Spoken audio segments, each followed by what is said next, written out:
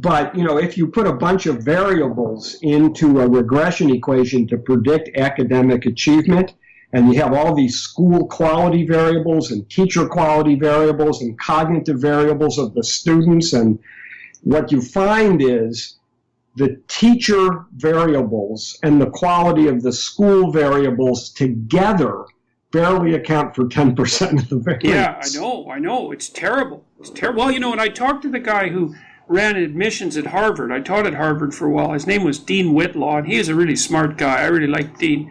And, he was, let's say, he was on the right side of the human race, and he was really trying to figure out how to run the admissions policy at Harvard so that it did the best for everyone concerned. And he had run an interesting series of analysis that I don't believe he ever published. And one of them was, let's say you segregate the Harvard population into the relatively low IQ kids. So maybe they only have an IQ of 130, and the relatively high IQ kids who are pushing up towards to 160.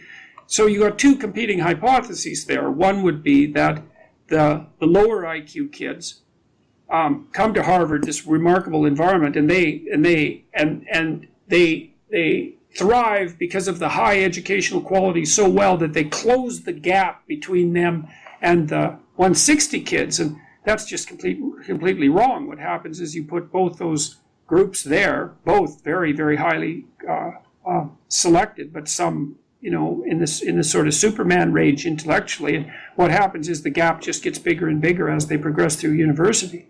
And it's a dreaded example of that Matthew principle that the economists talk about, which is, to those who have, more will be given, and from those who have nothing, everything will be taken. It's very, very, it's no wonder people dislike this research. It's so anti-egalitarian in its essential structure.